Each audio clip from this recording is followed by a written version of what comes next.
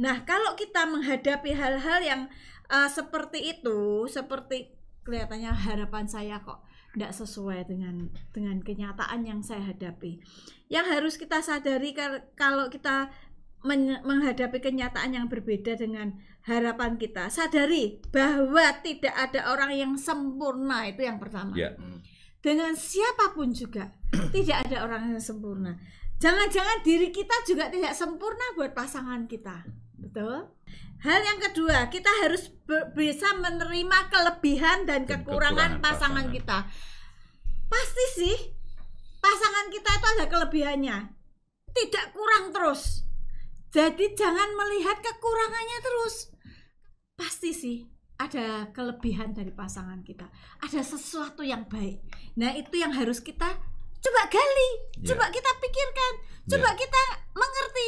Ketika aku dulu ya pacaran sama dia, kenapa sih aku memutuskan mau dengan dia? Saudara, salah satu nilai poin dari Pak Yus dari sekian banyak, salah satu dari sekian banyak. Pada waktu saya, ini buat yang belum menikah harus mendengarkan, pria-pria yang belum menikah. Kenapa sih saya mau dengan beliau ini yang kelihatannya seperti ini? Salah satu hal, beliau ini kalau dulu dari semua teman, kan semua teman itu ya, dulu sebelum saya memutuskan dengan beliau, saya berteman dengan banyak sekali orang. Dan banyak sekali orang yang mengantar saya pulang ke kos atau apa. Dari semua teman saya yang sering mengantar saya pulang ke kos, dari semua laki-laki yang sering pulang ke kos, ngantar pulang saya ke kos, hanya beliau ini yang menunggu saya sampai saya dibukain pintu oleh penjaga kos. Saya memastikan dia masuk dengan selamat. Saya seorang gentleman. Kalau udah kayak Kak Dindo film ya.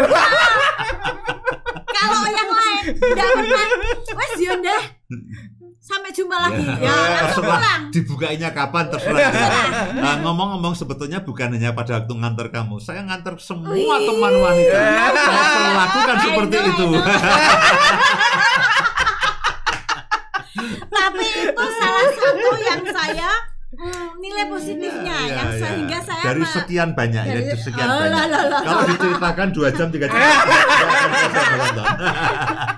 Jadi itu yang nilai positifnya, dan saya pikir memang itu dia punya kelebihan.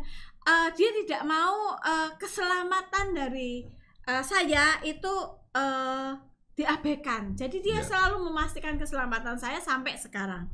Nah, itu nilai positif satu saja yang saya ceritain. Kalau saya ceritain lagi, kesenangan balik kepala. Gitu. Helmnya nggak cukup.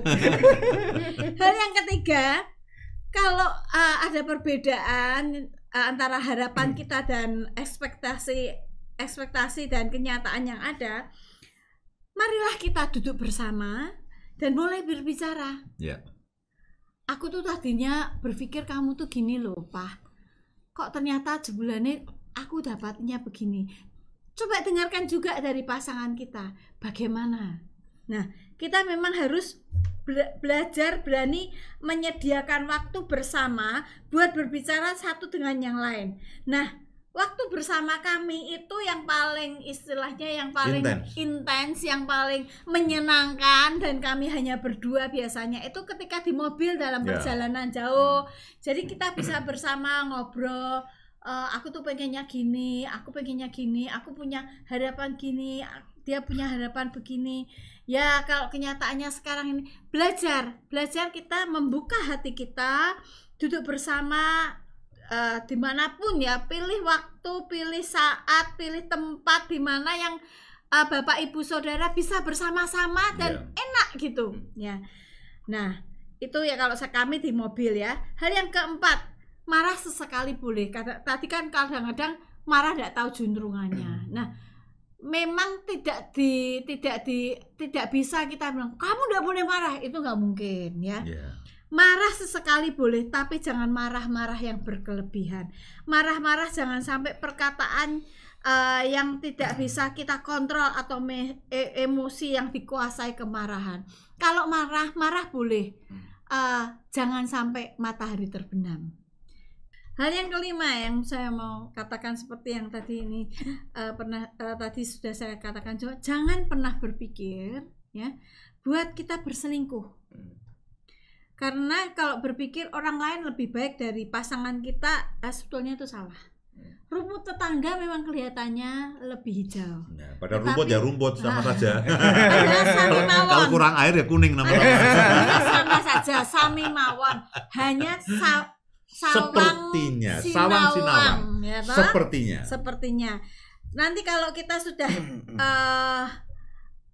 memutuskan untuk berselingkuh, akan ada yang namanya penyesalan yang seumur hidup. Betul. Dan itu akan menghantui.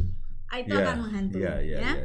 Terus yang keenam, jangan pernah kita ada pikiran untuk bercerai. Bercerai bukan jalan keluar.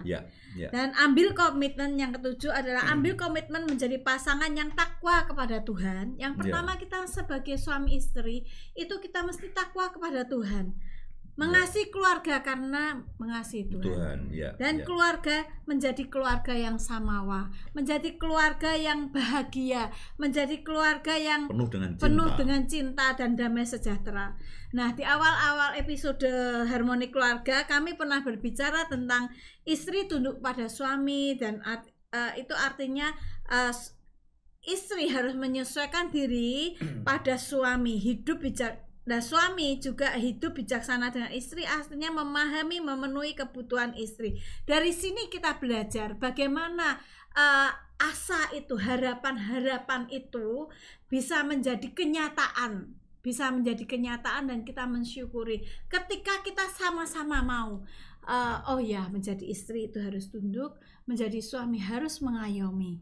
Nah, disitulah akan terjadi satu titik kontak yang sama, yang menyatukan, dan itu akan menjadi satu keluarga yang samawa, menjadi keluarga yang penuh dengan damai sejahtera, menjadi keluarga yang harmonis, menjadi keluarga yang bahagia.